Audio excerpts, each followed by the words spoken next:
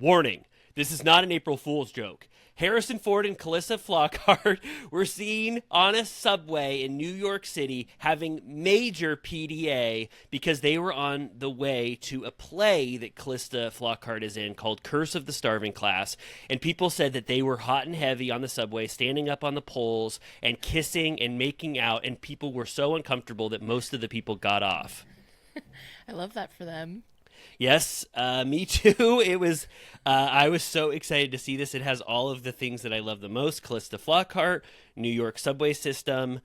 I love this play called Curse of the Starving Class. I have not seen that yet, but I heard that it's getting fully rave reviews on Broadway. So I just thought this was kind of a fun thing. And then again, you're listening to this April 1st, so your inclination would be, I'd be fooling you for some reason, but no, this happened. It was shocking. People are used to seeing a lot of stuff in New York, but seeing Calista Flockhart and Harrison Ford like that making out was even too much for New Yorkers. Yeah. Have they been together like 20 years at this point? It's one of Hollywood's most iconic romances. If you asked me right now how long they've been together, I would say plus 20 years. Wow. Ally McBeal herself. That's amazing. When did they meet? I want to know. I have to know. I want to know when they met. I want to know the secrets to their success, because apparently we've heard that Harrison Ford is a little bit of a testy, sort of kind of an asshole guy. Yeah. I wonder if she's able to sort of I don't know. She's the whisperer. Tolerate. Oh my God, could you imagine? And I mean, she's doing something right. You got to see these photos. They are kissing so passionately. It looks like she can sort of tame his more awful instincts a little bit. I gotta see this. I don't know what I would do if I would see them packing on the PDA. I'll warn you. I don't Google it. It's almost too. They have to blur out. There's some Not blurring. The people exclusive stamp on these. What the hell is this? There's some blurring going on. There's obviously people in the background that you can tell that they're like looking away because they're covering their eyes. It's not because they're grossed out at all. I think it's just because it's one of those sort of too sexually charged moments that you don't even want to peek into it. He looks really good, actually. Oh my God, he looks amazing. That head of hair won't quit. Yeah, and again, do not Google these photos, even though we're talking about them a lot. Do not look at them for yourself. You do not want to see this. Stunning. I was just telling you, I'm trying to figure out what Broadway shows I'm going to see in a few weeks. And I can't afford freaking Othello because Candy's charging an arm and a leg for us to see that. It was like browsing. It was like $700 to sit in the orchestra. Oh man. Who's the cast? It's Denzel and Jake Gyllenhaal. Oh, of course. I mean, you could not. I mean, you could charge whatever the hell you want. Maybe let's use some Turtle Time connection. Turtle bucks. Oh. I'm just going to use the corporate card. Yeah, be like, what? We talked about it. Well, yeah, we could write it off or just pull some of our connections, like Candy. They would drop everything. Wait! I would say go see Curse of the Starving Class. Just don't take the subway before you go see it. What else can you possibly watch? Well, I'm going to see Gypsy with Audra McDonald, which is supposed to be incredible. Ooh. And then maybe just one more thing. It's a quick trip. So I wish that Kenneth Lonergan play was still going on with Adam Driver. I would have loved to see that. If I was a Manhattanite, I would be going debut. What do you call it? On the first day of the Broadway's opening day, opening night. Yeah. I saw a Kenneth Lonergan play like a million years ago. It was like a revival of one that Mark Ruffalo did in like the 80s called This Is Our Youth. But I saw it with Michael Cera, Kieran Culkin before his big moment in recent years. And I think it was Tavi Gevinson. Do you know who that is? Of course. Yes. Style icon. Yes. So that was fun. But anyway. Was it good? I remember thinking it was fun. Yeah. It was literally like over 10 years ago. I'm so starved for Kenneth Lonergan content. It's been forever since Manchester by the Sea that I wanted to see that thing so bad, but I don't know how long it lasted. I don't know. He had a tour de force in Ripley. He plays the ship magnate ship magnate. Who's the other guy in Ripley? Jude Law's character. Anyway, he plays the daddy who needs his son back. And so that's probably what he's doing. He's probably still living off the acclaim from his Ripley performance, and then that's all you need. He wrote the screenplay for Gangs of New York. I did. I knew that. He also wrote an early draft, I think, of Analyze This. When he was just kind of scraped about. Oh, good, yeah. But yeah, we need some more Kenneth Lonergan. Too bad that's not going to be there when you're in New York, but I'm sure you're going to see some amazing plays. And, I just have to say, you and I don't really have much other news to talk about. Besides, we definitely wanted to talk about that, what we've just been talking about. But other than that, it's kind of a clean slate. It feels like all the Bravo news sort of got washed away. Everyone took the week off. And so, what the hell can we do? Yeah, let's just get into the Baba doo-doo of it all. Oh my God. Does that mean what I think it means? You and I are going straight into the Southern Charm Season 10 Reunion Part 1. Let's do it. Let me ask up front. Did you like this reunion? I was entertained.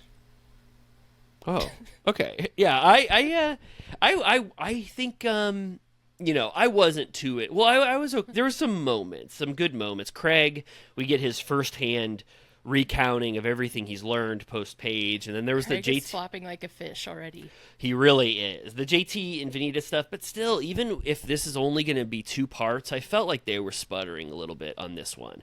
It was just really, you and I are so nice about Southern Charm, and we talk about it so glowingly, but even this reunion wasn't giving me the full fun that I've come to expect because the season was just so shitty and not fun to talk about. Yeah. Yeah, and then like the JT of it all, he didn't have any answers, so it's still confusing, so we have to wait till next week for Venita to clarify what their back and forth was, which it just sounds like the definition of it is it's complicated. Yeah. If someone said, Riley, I'm going to rob you for everything that you have in your life if you don't tell me the exact timeline of JT and Venita and what the hell's going on there, I would get robbed blind.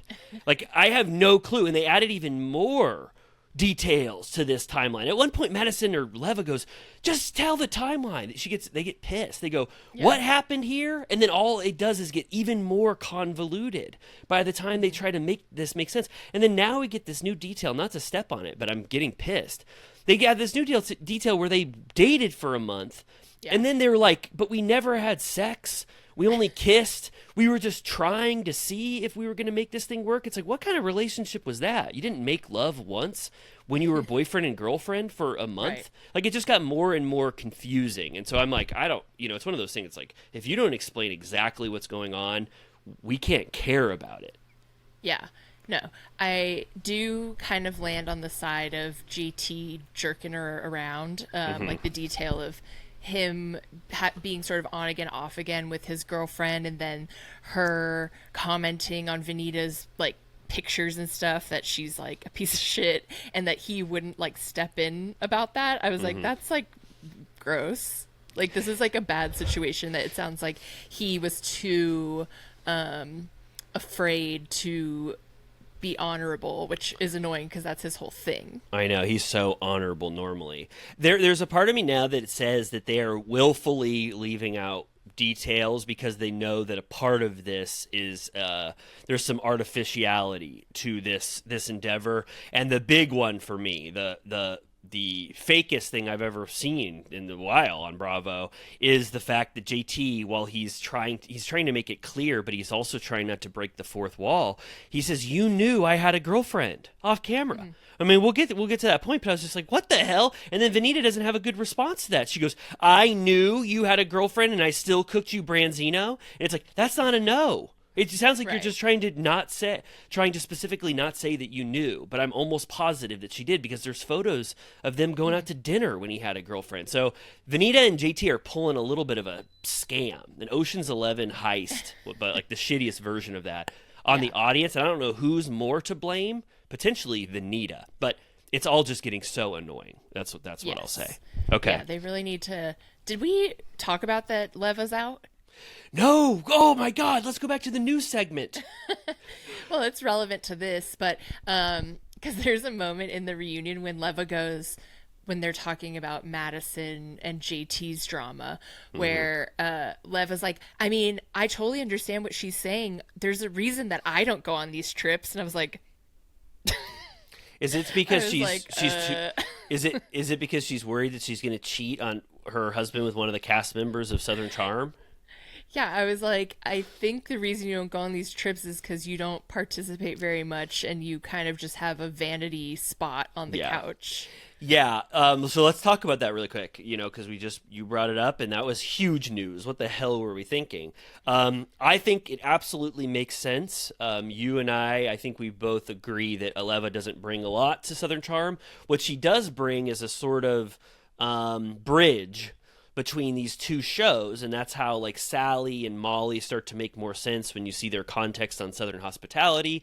And but she's just like the ultimate friend of, and even as a friend of, I would say that she doesn't even deliver if you just officially declare her just friend of, like, for life. She's just not that interested in Southern Charm. And no, she's kind of just like a mediator. Like it kind of feels like whenever she gets involved, it's very level-headed. So she kind of can defend someone who doesn't stick up for themselves, or she gets into it with Craig a little bit, but it doesn't really turn into much. So yeah, I will not feel her absence. No. She's like the cast's like in-house producer, where like what producers can tell Leva or the cast members can tell Leva something. But we saw, she got to her zenith of what she could do on the show when she sat down in the room with Ryan, and that was the flop of all flops when they got in there. Basically, both of them said, Leva, get the hell out of here. We want to resolve this in the shittiest way possible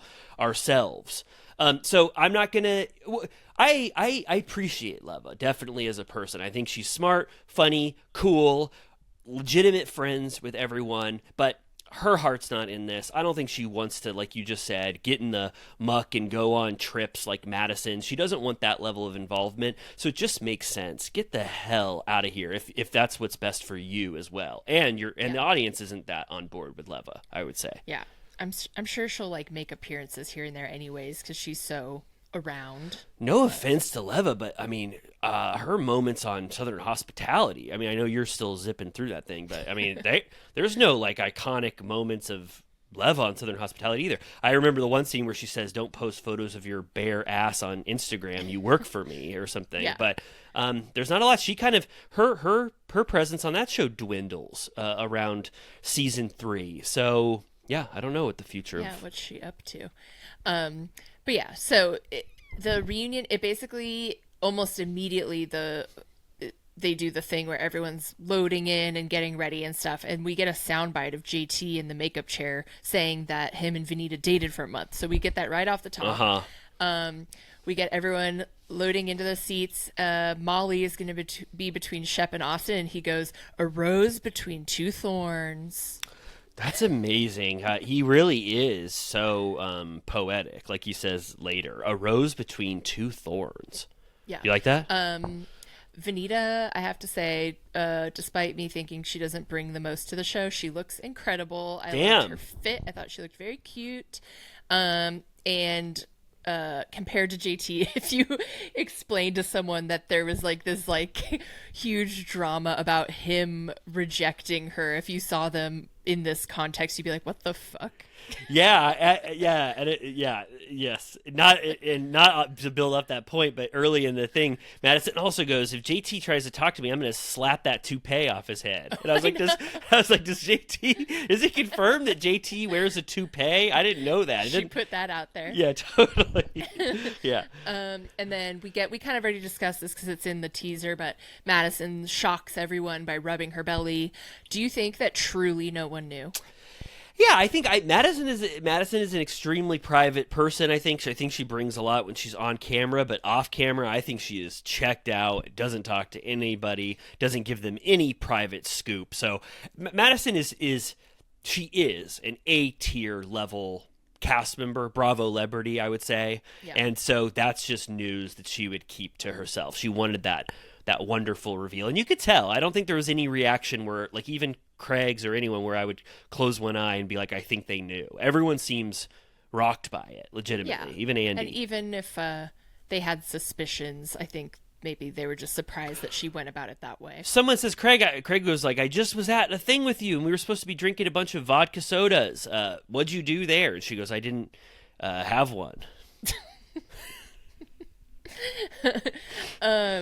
She also revealed that Austin didn't call her Pookie, but he did call her Boo Boo. Yeah, that's one of the that's low on my list of terms of endearment. That I appreciate. Like a mouthful. Boo Boo. Yeah, that was rough. Maybe that's why that didn't last too long. Boo Boo. Honey Boo Boo. Yeah, Honey Boo Boo. That's what it makes me. And I got to be honest with Austin and everyone else, but I don't know if I like Pookie or Pookie Monster either. Do you? No, babe. That whole thing. I'm like, I don't know if it's just the way they're portraying it, but it's the most like boring relationship I can imagine.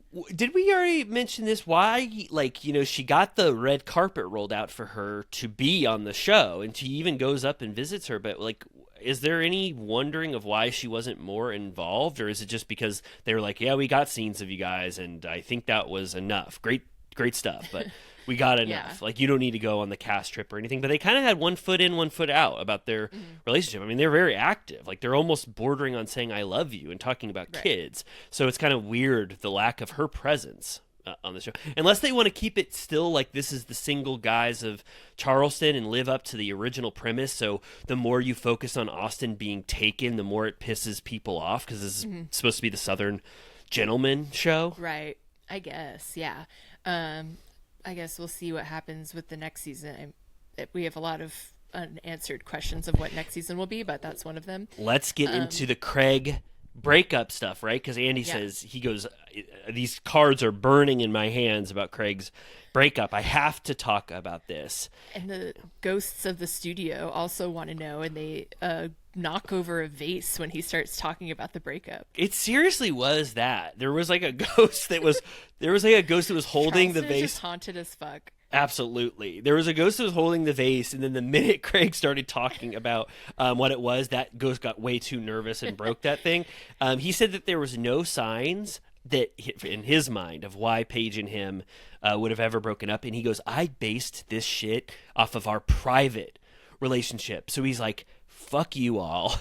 No matter what you hear publicly, like what Paige is saying now or what I say, don't believe any of it. We had private conversations that truly reinforced how much we loved each other, and that's what I based my relationship off. And I was like, okay, private guy. You're also the private guy that was saying, I can't say that you're so much busier than me and that I have nothing going on and that Giggly Squad is 100 times more powerful than anything I'll ever do. It's like, yeah. Are you just telling us that you don't offer your entire life and your relationship to us and that we should be suspicious of, your takes on things? He's such an unreliable narrator that everything he says here, you're like, we'll see about that. He's like, I believe him because he said this before where he goes, when you're in a relationship for 3 years, because Andy's like, why did you say on Watch What Happens Live in December that you were still together? And he's like, when you've been together 3 years, I have agreed to move to New York, bought her ring, and that she said that we would talk about it or like need to talk about it. He didn't believe that it was real. Like he was waiting for there to be like a secondary conversation. And he said that after going to Watch What Happens Live, he went to her apartment and she clarified, in his words, I'm probably making the worst mistake of my life, but I need to go find myself now. And they were asking about the ring, and he said that Paige said, keep it, maybe we'll get married at BravoCon, which the whole group there is like, that's such mixed signals. And I'm like, I can picture Paige saying that exactly, and she was fucking joking. Totally. It sounds like Paige's worst nightmare. Imagine if we were at Hakkasan last year when you and I were peeking like Great Gatsby over the balcony and seeing what they were partying and doing, and all of a sudden you saw Craig get down on one knee, and that would be marriage. It'd be if they were getting married at Hakkasan. Yeah. Like, you couldn't imagine anything least aesthetically dear to Paige's heart than doing that. So he threw out red meat to everyone, to us, and to the. Andy was like, I love that idea, because he at BravoCon last year was like, I'll officiate if you guys get married right now. Like, he said it multiple times over the weekend where he was like, you guys should get married at BravoCon. Yeah, I'm wondering now who the first Bravo celebrity couple is to honor, like, who will be the ones who honor Andy and Bravo's greatest dream. I mean, it'd probably be like Maddie and Joe if they continue their absolutely awful relationship. They would be the ones who would say, let's get married at BravoCon. What do you think? I keep hearing, Craig keeps talking about this wonderful Thanksgiving that they had, and I really want to know more about what he thought made it the most perfect Thanksgiving he's ever experienced. Like, again, like you said, like, we have no clue. A wonderful Thanksgiving for him could have been Paige's worst nightmare. It's just like we can't rely on him.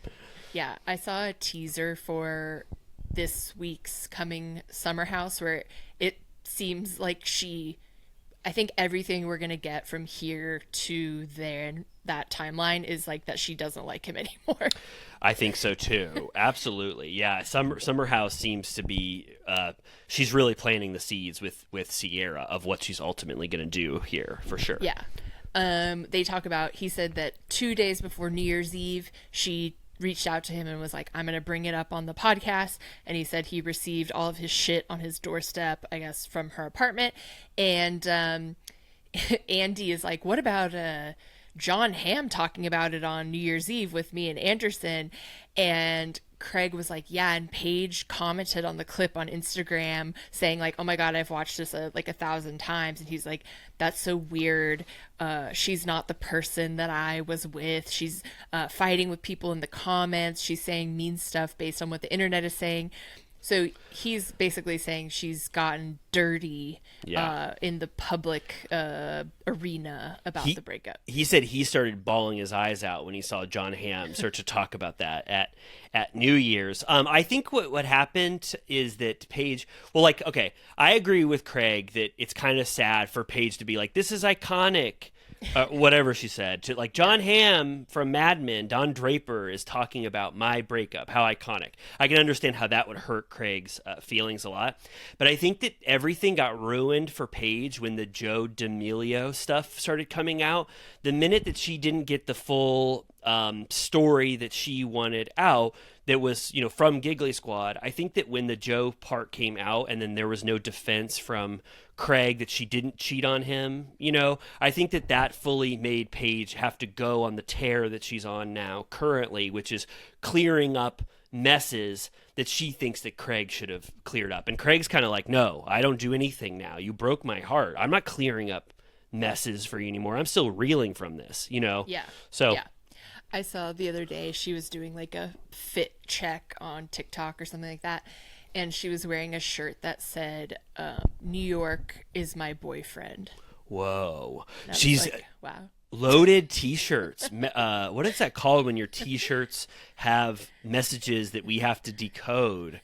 Yeah, she's amplifying her point of view through t-shirt text. Well, remember the other one was that it had hellfire on it. It said women doing whatever the fuck they want or something like that. Yeah. So wow, she's telling us messages.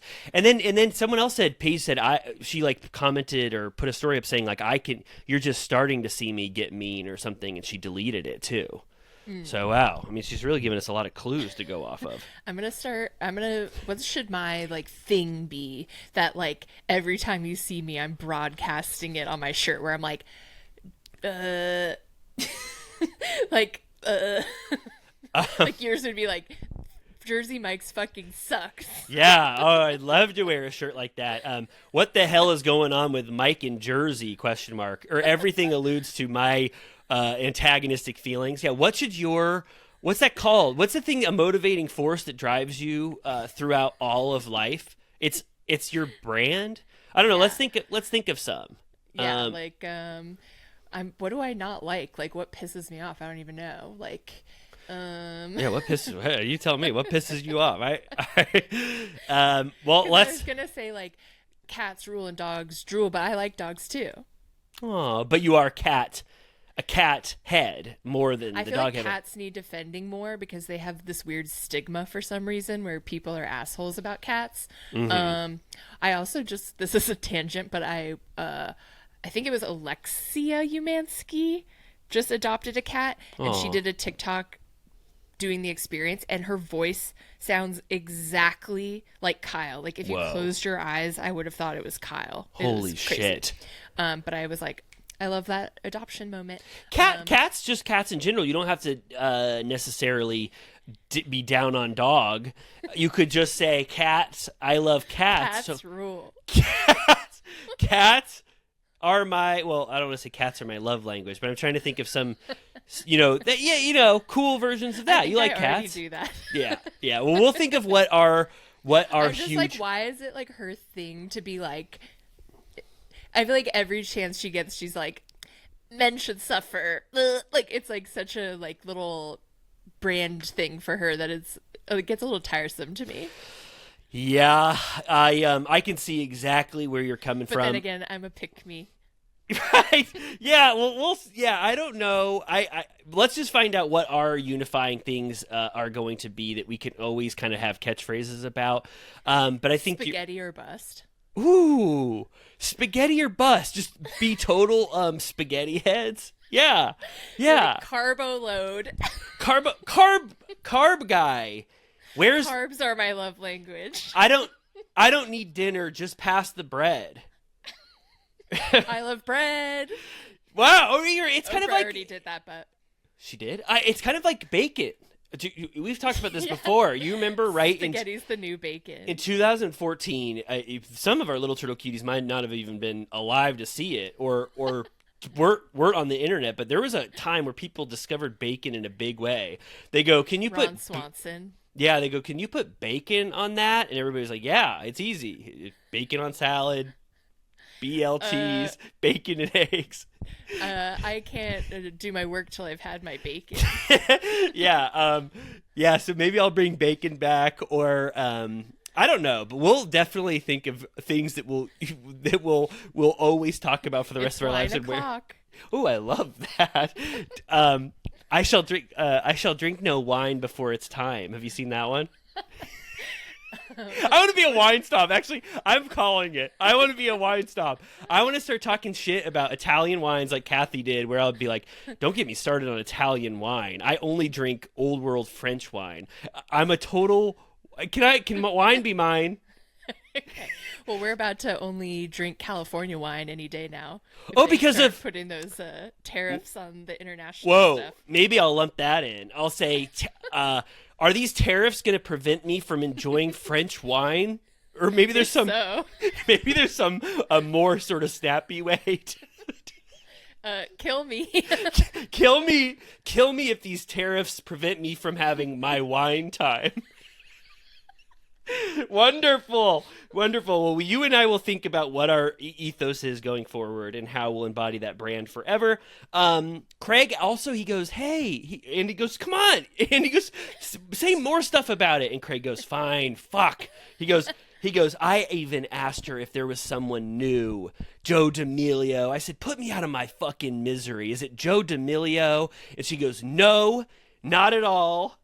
And then she said, why didn't you ask for me back? And he goes, that sent my head into a full-blown, it started spinning off its axis. And he goes, and then Andy goes, why didn't you ask for Paige back at that apartment after Watch What Happens Live? And he goes, because I don't think I should have to beg for someone back, Andy. And Andy goes, fuck yeah.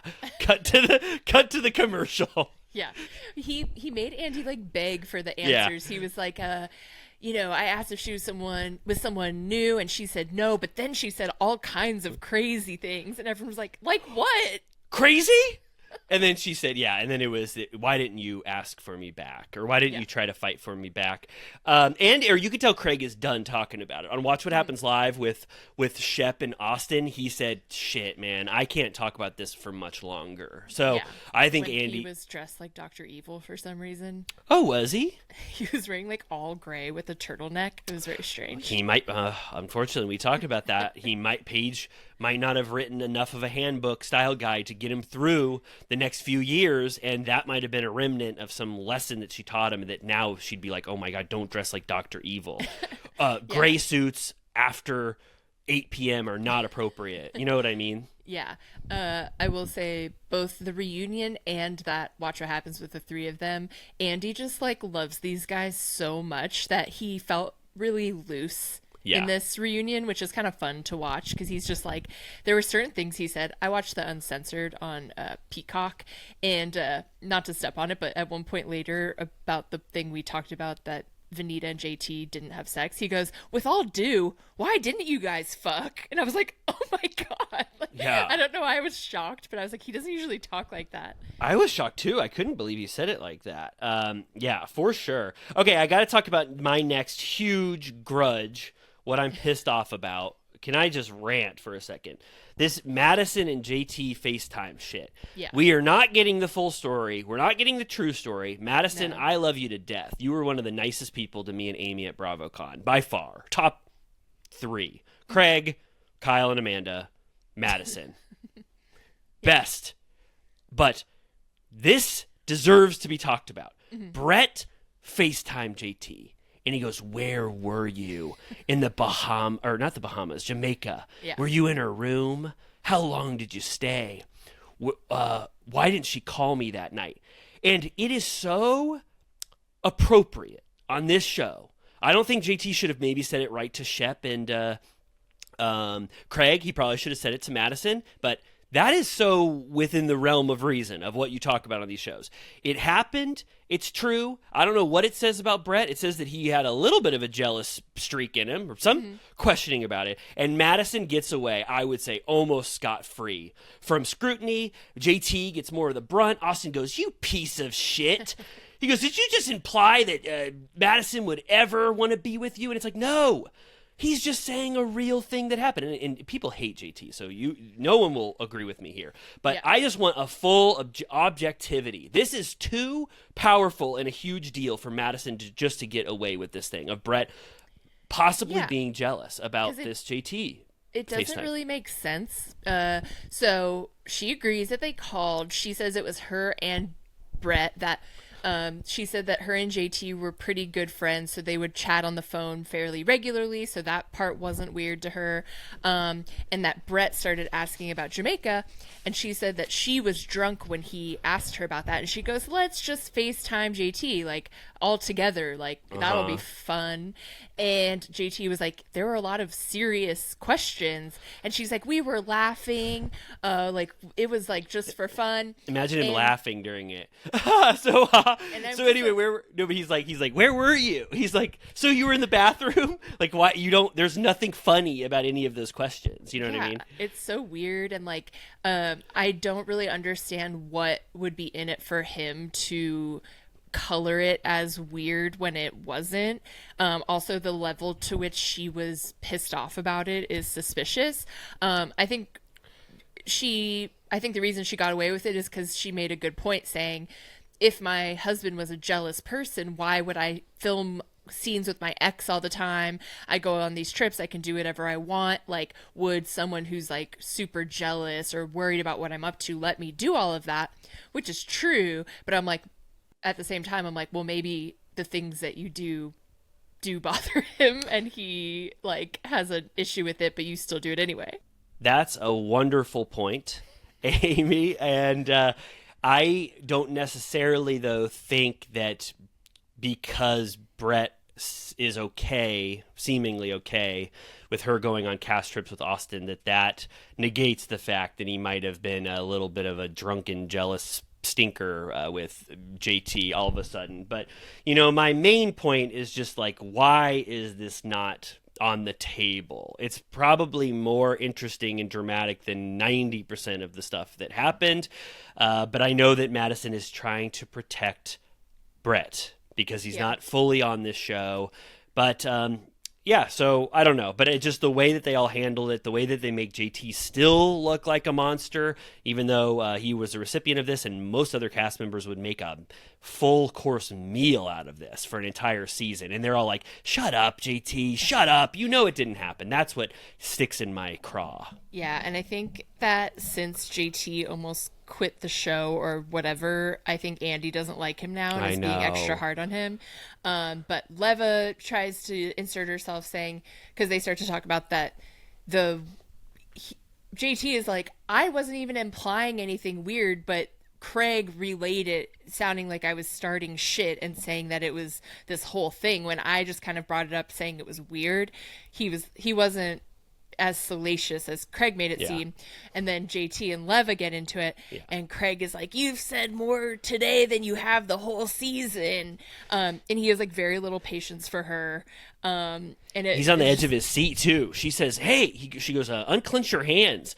Craig is like on the edge of his seat, rocking back and forth because he doesn't think that he should be deemed a liar. And JT's going, "Just say you lied. You lied. Just say it." And Craig will not call himself a liar. Even though, in Summer House, everybody keeps pulling that clip, which I didn't even remember, when he goes, "I'm a wonderful liar. Like, I could make Pinocchio blush." I know, to his therapist. Yeah. So then they briefly make up. JT to Madison is like, "I'm sorry for airing laundry that shouldn't have been aired." And she goes, "Never do it again." Like, she's immediately like not nice anymore. Yeah. And then he kind of stirs it up again, and then Andy's like, "Come on, enough. Let's move to Shep's stuff." Yes. Andy is, thrilled. He's like, "Shep, you look amazing."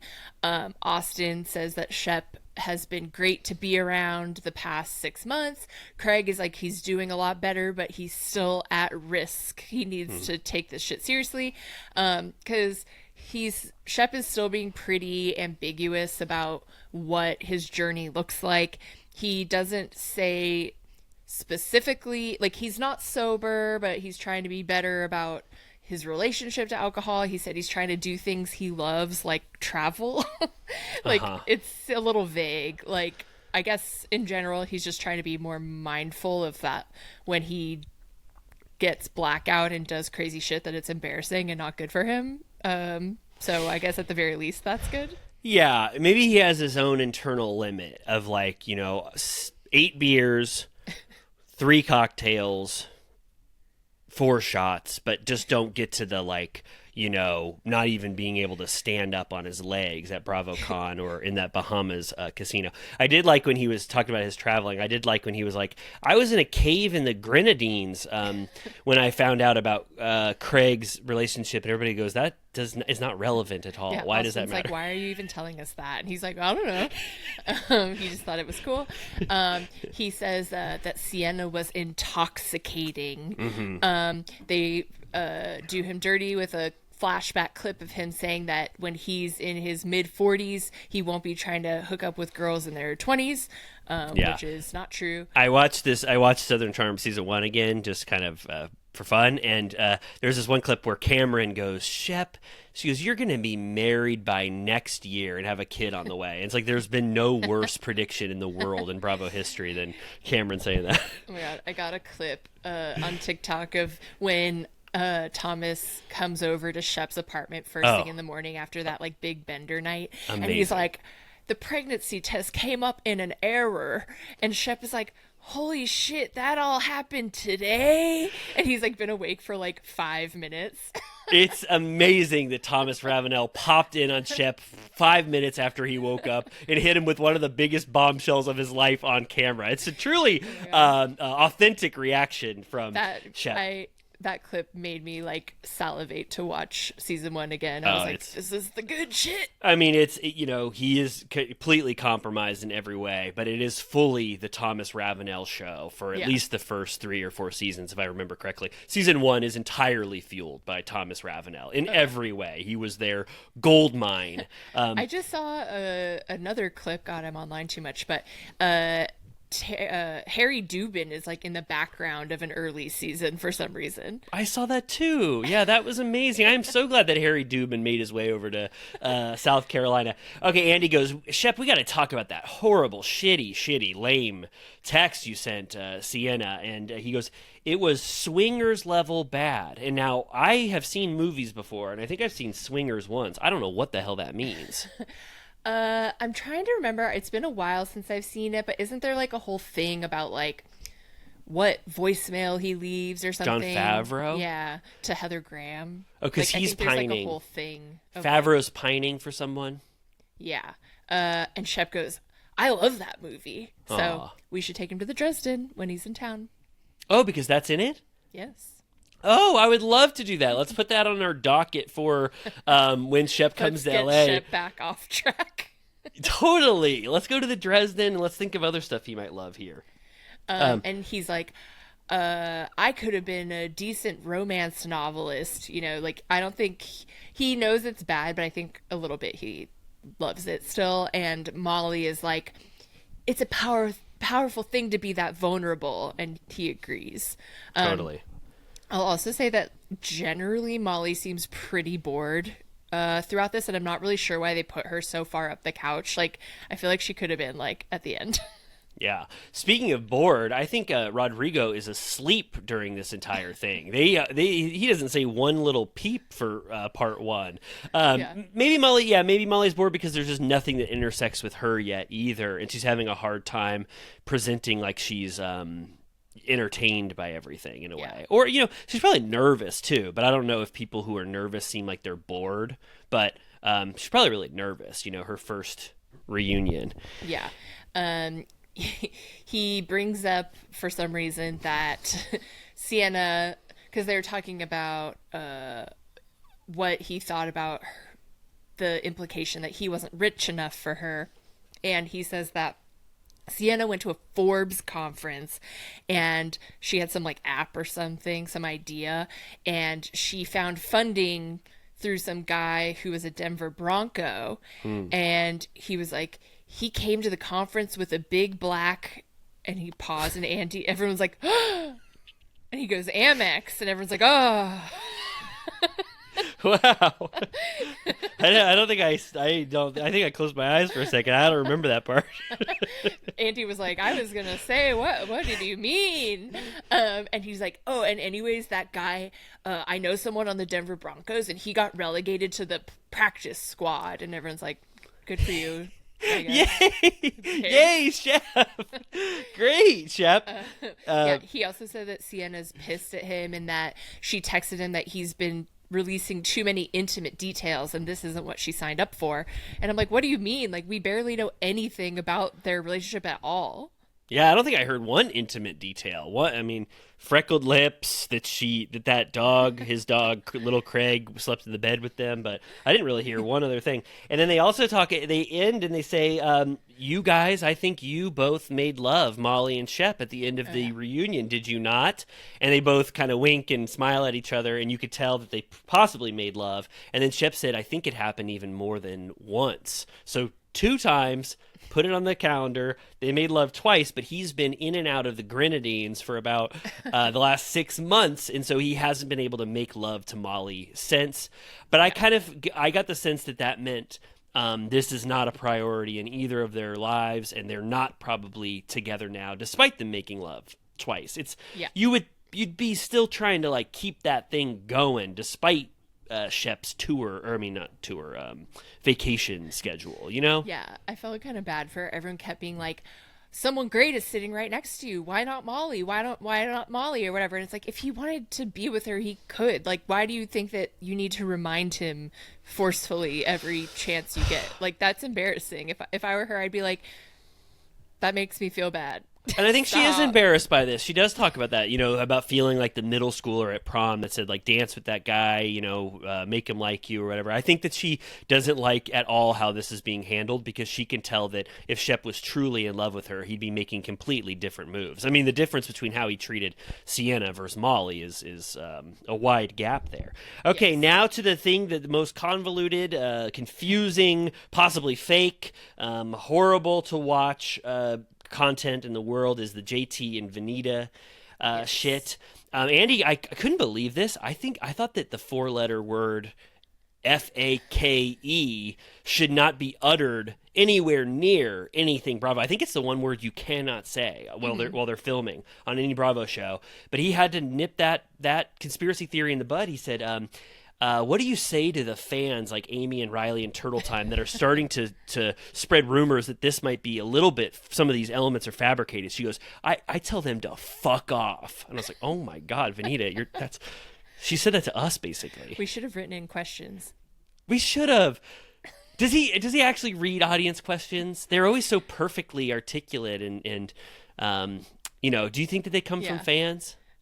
Yeah, they used to be more fun. Did you get the clip of, it was not a reunion, it was Watch What Happens Live, but an old clip of someone ripping Shep a new one saying that he's sucking on his mom's teat. Yeah. Like to get a life. It was like pre-Nepo baby. It was like you've never done anything in your life of note besides being a reality TV star. Yeah, they were just ripping him to shreds. I saw a follow-up on that. Apparently that woman was like prolific as a Watch What Happens caller, and they had a bunch of other ones, and there was one where it was like for Pride, and she was like, God loves everybody, and she loves, to Andy, she goes, he loves your fine gay ass too, and Andy's like, woo.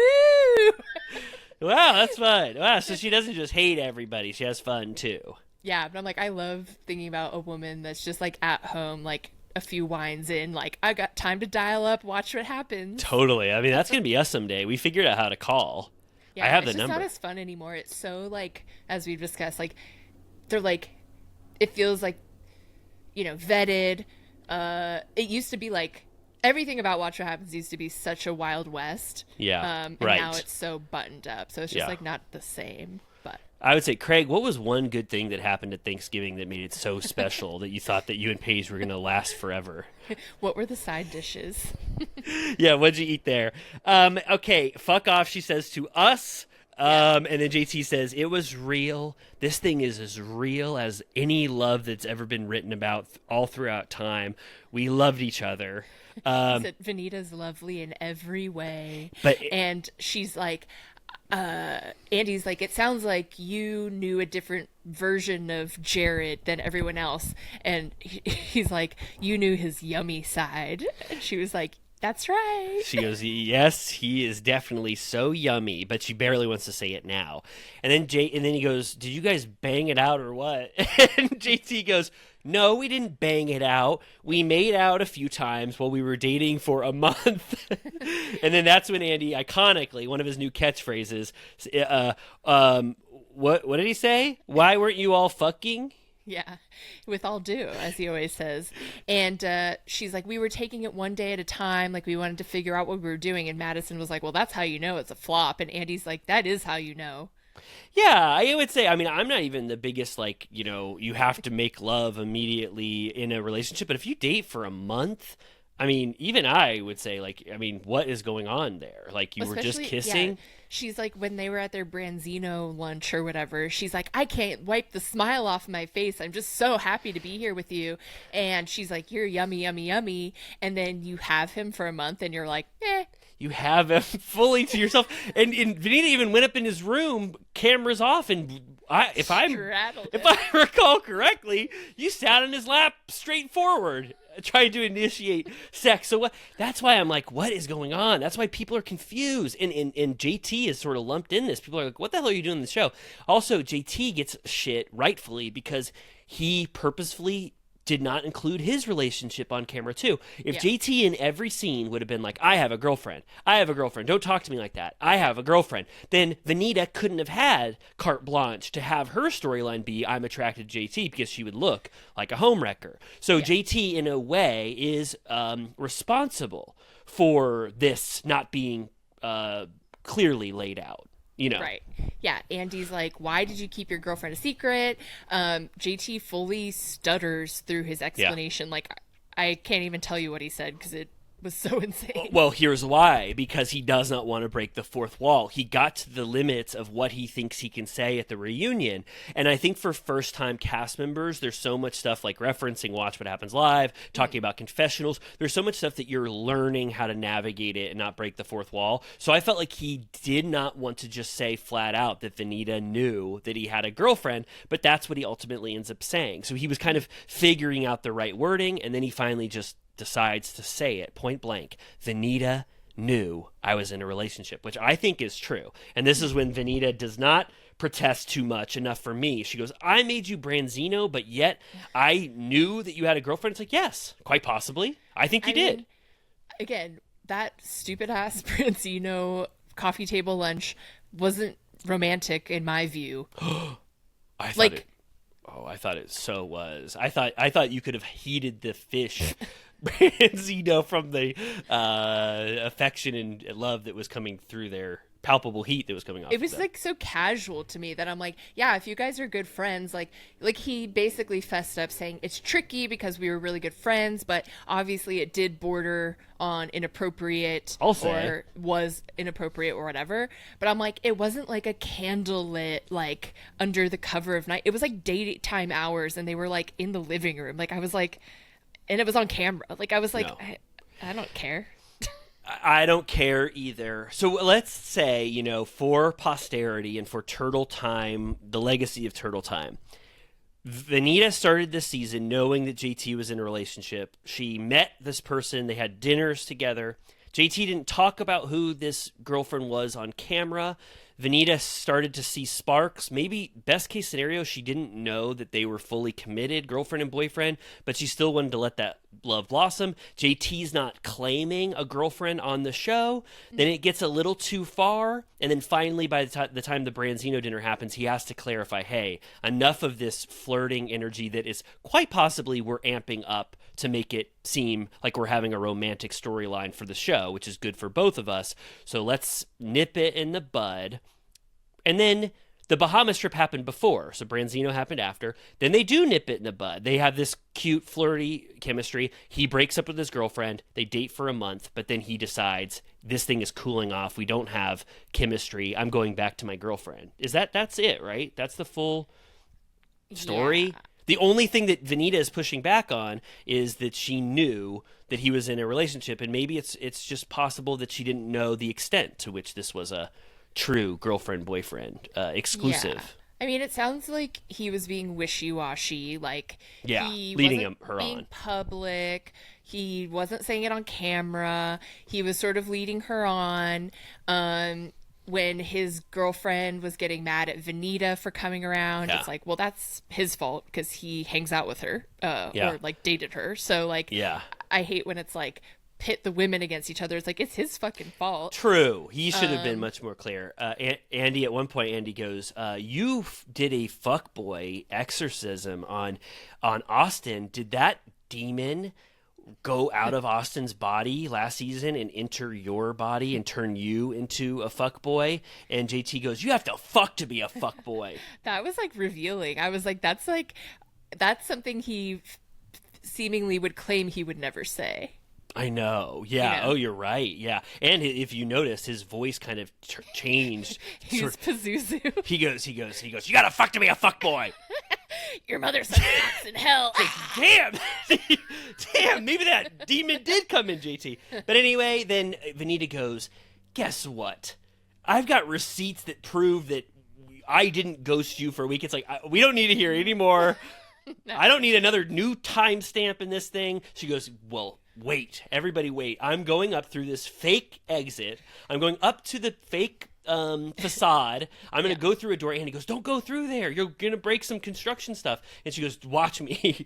She goes, this is way more iconic for me to go out this door. And then we know she's going to get her phone, and it's going to be a complete flop where it's going to say, he stopped texting me here. So it's the 29th instead of the 28th. So fuck you, JT. Well, yeah, he said that she ghosted him and it hurt his feelings. And then she said, you should have been trying to work things out with me or something like that. And he goes, I did. And she goes, no, you didn't. I'm going to get my phone. And I'm like, Okay, so it's like the bombshell is either that Yeah. he said like I'd like to figure out what our situation is, or he didn't. Yeah, it's such a bad bombshell. It's really not worth everybody waiting to get the phone. That's my No. main takeaway. So we'll see. I mean, the fact that it's hinging on that, I was kind of like, okay, this is a rough I know. reunion. And we And already then got the. Molly was like receipts, timeline, She did? everything, and I was like, oh, she'd be watching. Wow, Salt Lake City head. Yeah, so it ending like that, I was just like, oh boy. And we already got the Craig and Paige stuff. What is there left that's going to be fun to talk about? We already talked about Sienna. Is it just going to be part two? Is just JT and Vanita? What else is there?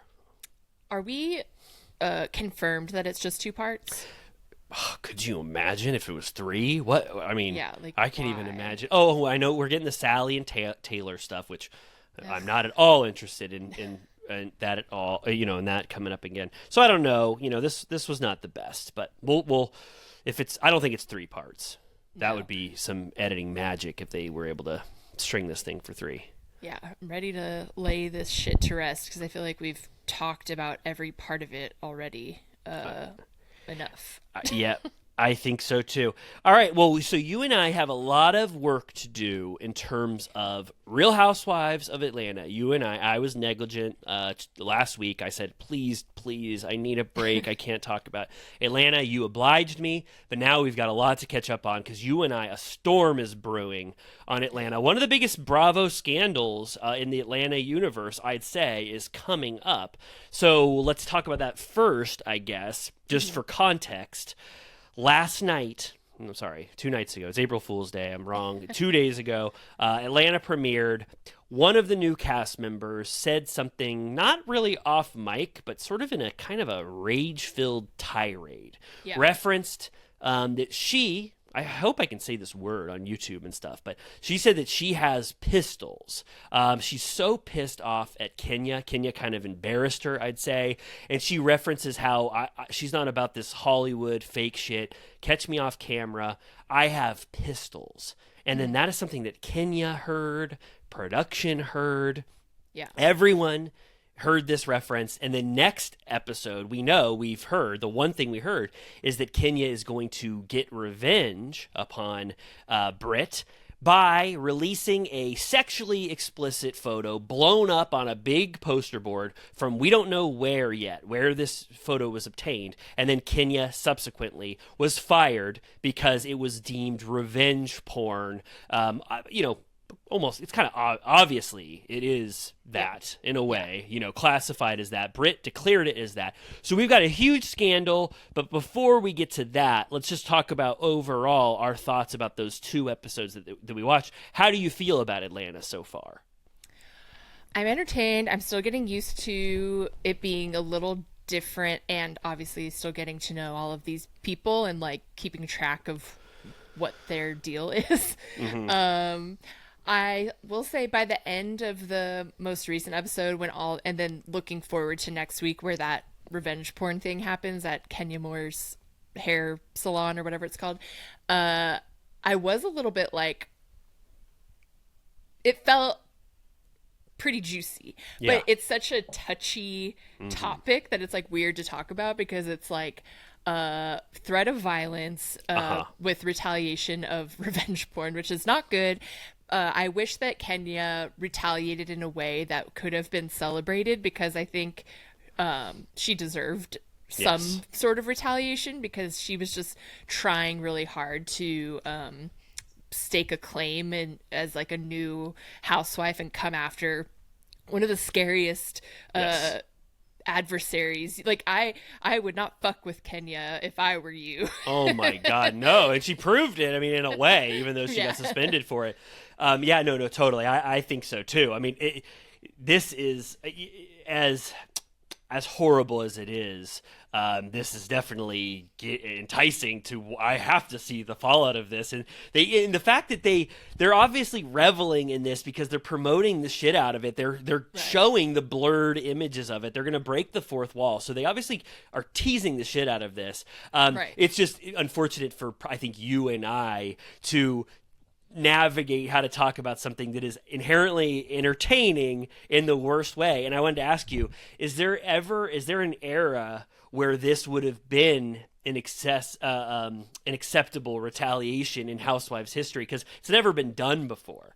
Right. It's like imagine if like you knew a new cast member had OnlyFans like this, and it's a new thing, and you bought their $5 OnlyFans thing, and you got an exclusive access to this is a very elaborate and specific thing, but if you obtain that and you showed the other cast members, I mean, once you declare, like what Sheena did to Stassi, but it was off camera. Yes, totally. Yes, and it wasn't a fireable offense because we don't have the proof or whatever. But I'm just like, I'm wondering if Kenya just missed the mark by like 5 years. And I don't think this is good at all or ever acceptable. But I'm wondering if we got hit with the cultural tide of Kenya could have maybe done this on her third season, and it would be one of the top 10 worst things she's ever done. But she got out of it. She had to apologize at the reunion. People said that was despicable, but you don't get fired for it.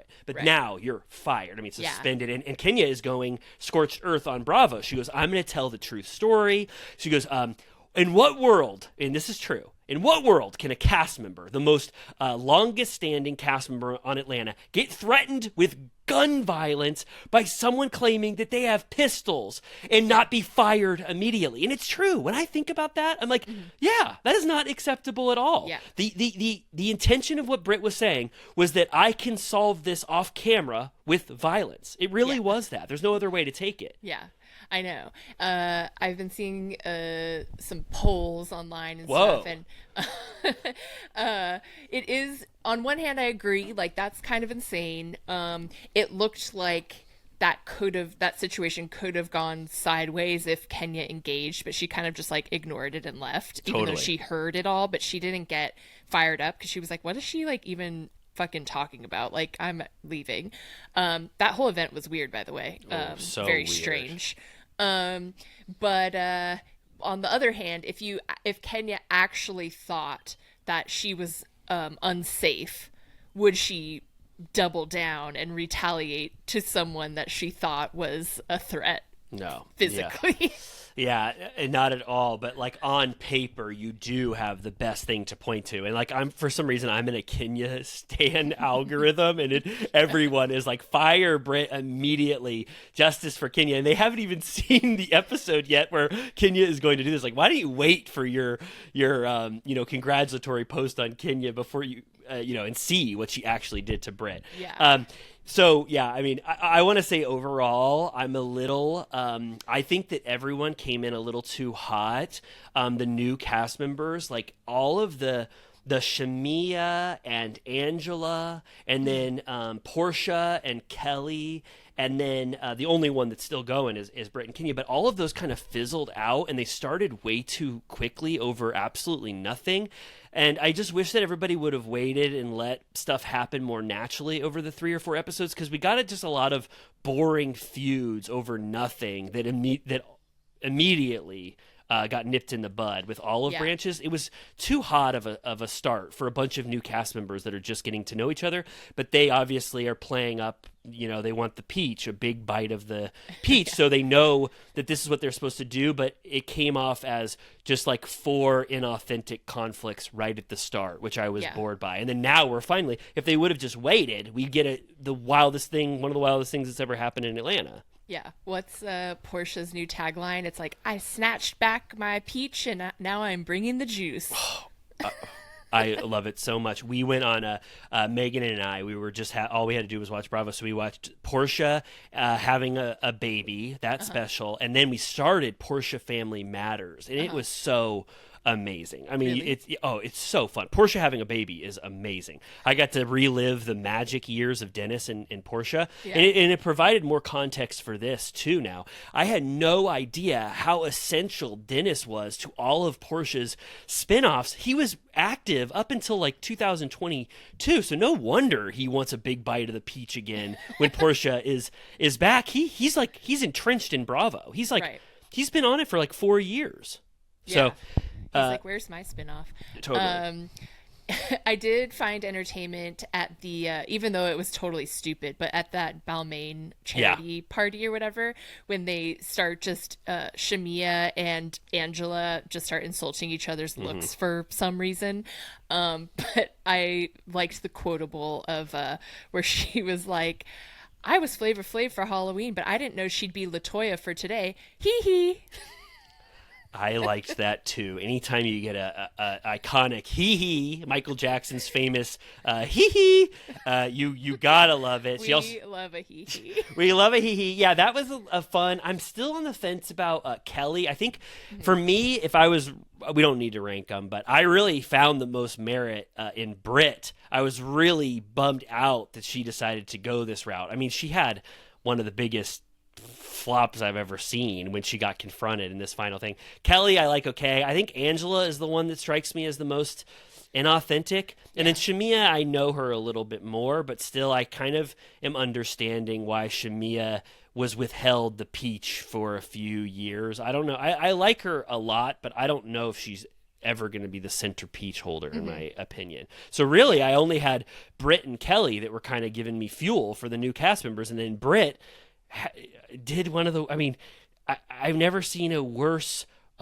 response to a very, very light criticism from Kenya. It was like she spiraled like no one I've ever seen.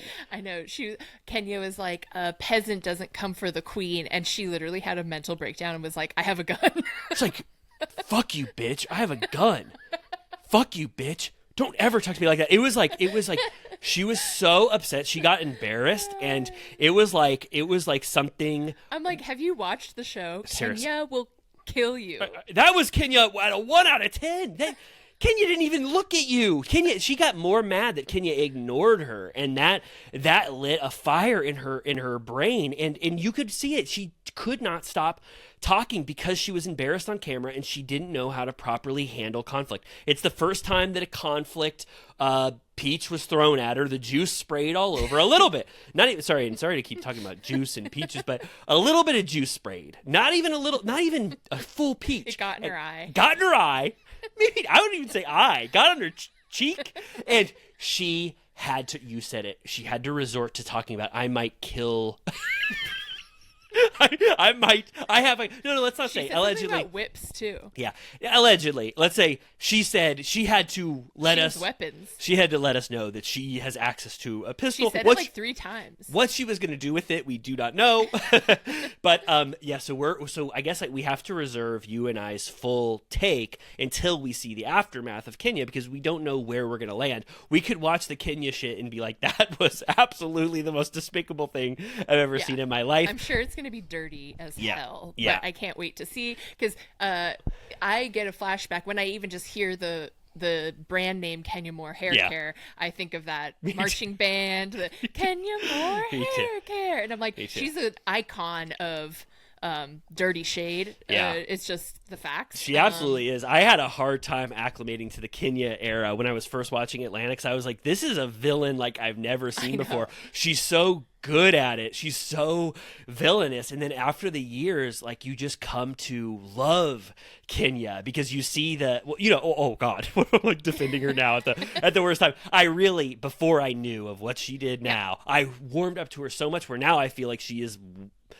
top 3 most iconic Atlanta cast member, and I enjoy her every time. It's kind of a bummer that we're losing her. Like, we need her in this mix. Like, the show this season was devised with her she was supposed to be part of the chessboard, and now she's going to get yanked out probably after next week, and I'm like, no. Kenya, when you listen to Turtle Time, because we've seen you comment before, I would say we haven't seen the footage yet, but I don't think it's full fireable for the rest of your life. Don't go scorched earth like Nene yet.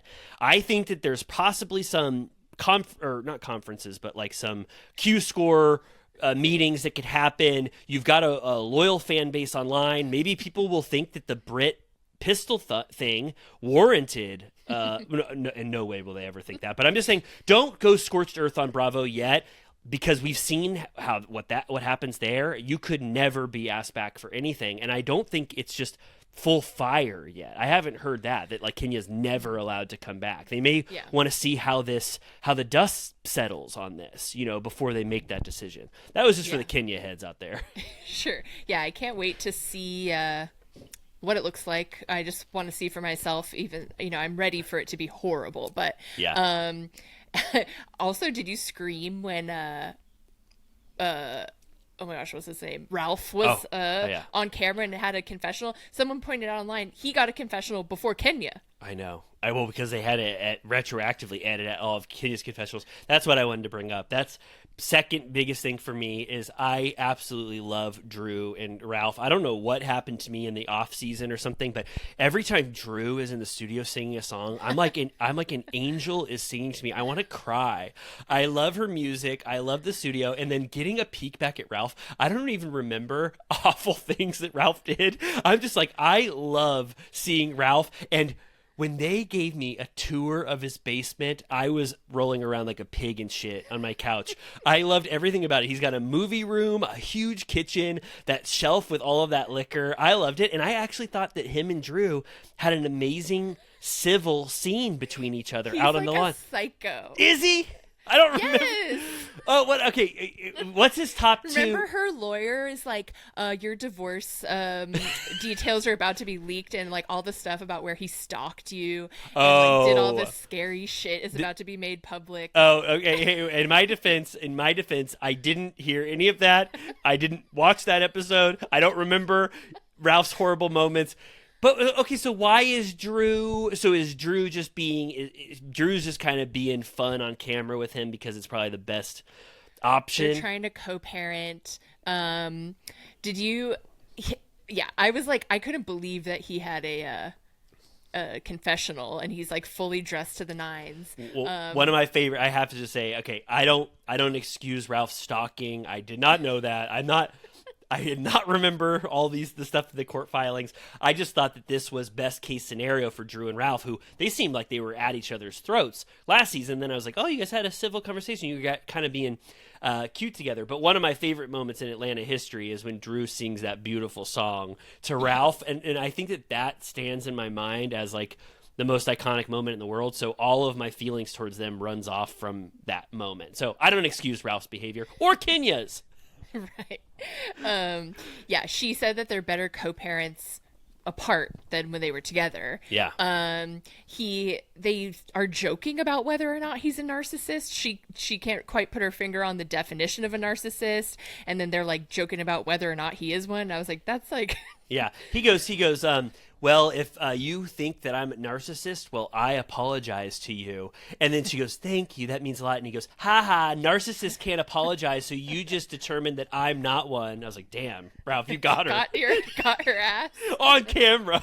Yeah. And they framed his showing off the basement as like a cribs bit. But you got to admit that if you're dwelling in a basement post-divorce, that's about as good as it gets as a basement dweller. I loved it. Chud. That movie room. Oh, yeah. He's like, I'm very happy with this situation. Did you notice that whenever they show, because there have been multiple times people have been recording on this show so far, and they do the full like credit in the bottom left. Yeah. It's like, I've never seen that before.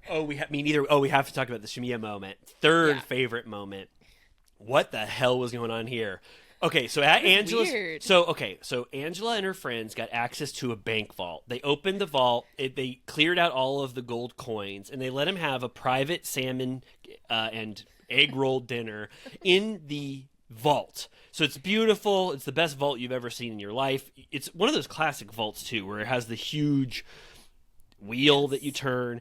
And then Shamia goes, "Hey, I just stopped my feud with Angela, and we both think it's the perfect time for you all to listen to my new single." And then she plays it on her phone, which is the worst environment ever to have to listen to a song, especially when nobody is ready for it. And then Portia, God knows why. Portia goes, "That's Drew singing. That's not you." And Shamia goes, "No, it's me. Please keep listening." And she goes, "I think that's Drew. That sounds nothing like you." She goes, "No, That's me. And it's like, what? Portia, I think that Portia was just so caught off guard that Shamia is debuting a new single and had no idea about her musical journey that she thought that Shamia maybe was like trying to reference Drew and Dennis or something, because she just didn't understand at all what Shamia was doing in the moment. Are you on this song? I don't hear it. And I was like, aren't you guys like really close friends? And she goes, I know your singing voice. That's not it. And Shamia's like, please stop. I'm trying to debut my new single here. But I have to say, even though Portia was being odd, that was a very weird time for Shamia to release that song. Why? In any world would it be at Angela's bank dinner? You guys don't even like each other, and then that's not how you debut a single. Like, have them come to a show and a little party and perform it. I don't know. That was like Angela's event took over her event, or Shamia couldn't do 2 in a row or something. I don't know what happened there. It was very weird. That whole dinner was fucked. It was like the venue. I was like, is there even a kitchen at this place? Like the food seemed weird. Yeah. Everyone was complaining about the neighborhood it was in. Like it seemed like it was like out of the way. Everyone was like at least 3 of them were like, why are we going there? It was like, does she own that place? Like, it would only make sense maybe if she owned it and she wanted to like shoehorn in promotion for this event space, but it was so weird. And then they collected questions in a box. Oh, that was bad too. Which is like, well, I'm like, we're already doing that. Yeah. So will that lead us out if we just talk about that? Is there anything else to say? Right? I mean, there's nothing else. I think we covered everything. But at the end, like we already talked about, Brit goes, I've got an anonymous question. Talk to me kindly, Kenya. And Kenya goes, I talk to everyone kindly at some point in my life. And Brit goes, no, I want you to talk about me specifically. And then Kenya goes, you're trying to have a moment. Stop talking to me. I don't want anything to do with you. I'm looking this way now. And then Brit says something like, I'm not trying to have a moment. Don't send for me. And then Kenya goes, thanks for using one of my iconic lines on myself. What the hell are you doing? Then Kenya completely starts to ignore her. She says, peasants can't come for the queen. And Brit is then spiraling, shouting, saying "fuck you, bitch." Kenya just completely ignores her and doesn't look her direction for the entire time until she leaves. Seemingly, inexplicably, the party is just over at that point. They all get gifts and they all just start walking away, and everyone seems confused about what comes next. Like they're like, "Are we leaving?" It's like, my car's not here. We have 8 cars that are waiting to take us. I do not like seeing the fabricated exits, like seeing that. Like, I know that they had to include that footage because it's the context that we need, but I didn't like seeing them just like lining up for their cars, like, please take our mics off. Like, it made it look so inauthentic to me watching them all leave basically like their call time, like they left set that day. Kenya's like trying to call Drew, like, because it seems like she wants to be like, let's come over, I want to talk to you about something. And then it like doesn't work, and then Kelly's like calling for her security and her husband, and then they're just milling around in the parking lot, and then that's when she's like, don't play games, like this shit is real. And then she says, I've got whips and pistols and everything. And then she's getting like so fired up, like she's so pissed off. She's like accusing Kenya of fake Hollywood shit. She's like, this is real life. Were their husbands all in the vault waiting for them, and then they opened it? Because all of a sudden every husband was there, but they weren't allowed to be a part of the dinner. Like, they were all just waiting there as their chaperones. I think every husband was there.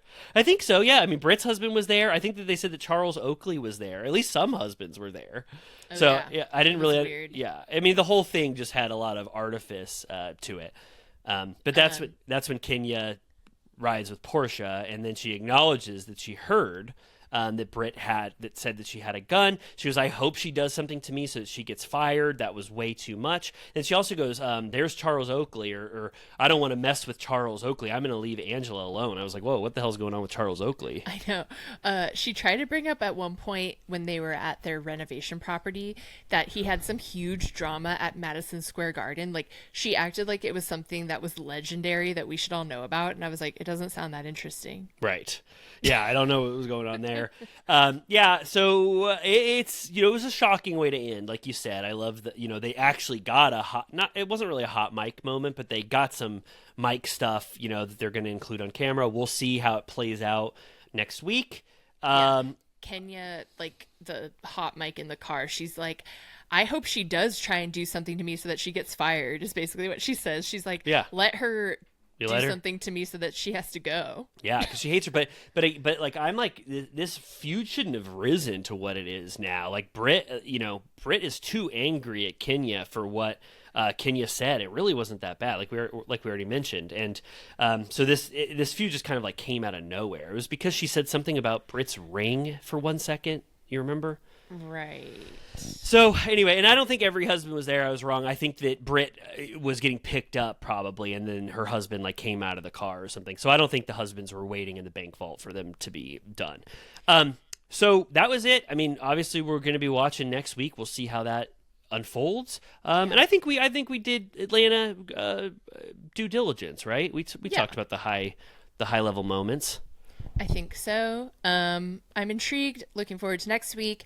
Next time you see us, we'll talk about Summer House. And then coming soon in like 2 weeks, I think, we'll be in the Valley era. I cannot wait. Can we just say, no embargo here, but you and I have seen Valley Season 2, the premiere. We've been thinking about it for a week. And I don't think Bravo will care about this. It's amazing. Yeah. You have something to look forward to, and we'll dig in the day after that comes out. Yep. And, we're in a good era. Oh, yeah. Oh, one could argue definitely we're in a good era, but we've definitely got one coming up, a great era coming up as well. Well, good. Well, if you enjoyed this episode of Turtle Time, which I think almost everyone did. How could you not? How could you not? Go, please, type into Patreon, go to Turtle Time. Once you type those two things in, you'll find out that Amy and I have a wonderful magical place called the Villa Rosa VIP program on Patreon, where you, for $5 a month, can get access to our Vanderpump Rules recap series. I mean, no one needs this more in the world than everyone in the world needs this now. We're doing major work over there. Excavating Vanderpump Rules from the very start all the way up to season 6. We're almost at the end of season 6, if you can imagine that. So you get access to the entire archive, but in addition to that, you get access to a discussion board for main feed episodes where you can talk about stuff, and hopefully Amy and I will answer questions if they're like piping hot or if we have time. And you just get access to the community overall, which is a fun, wonderful place, and we love every single Villa Rosa VIP with all of our hearts. So yeah, it's a lovely corner of the internet if you get a little scared going on Reddit or Twitter or whatever place you go for Bravo commentary where it can be savage out there. If you tried to go somewhere and you're like, I don't know, that Madison FaceTime seems a little suspicious, and everybody's like, fuck you. I hate JT. Pick me, bitch. Fuck off. That is not what the Turtle Time Patreon is like. It is civil and nice and sweet and very funny and fun, I think. So that's the pitch. And then also, please, if you love Turtle Time, I feel like saying this actually does help because we get new reviews. If you enjoyed this, if you watch on YouTube or you listen anywhere, if there's a place to review us, Amy and I would appreciate that so much. Apple Podcasts, Spotify. I love seeing the Spotify comments. It's like a fun oasis over what the hell's going on over on Spotify. It's beautiful, those comments that come in. So do all that kind of stuff because Amy and I read every one and we love it. So that's so sweet. Hee hee. Hee hee. Goodbye. Bye. Hee hee.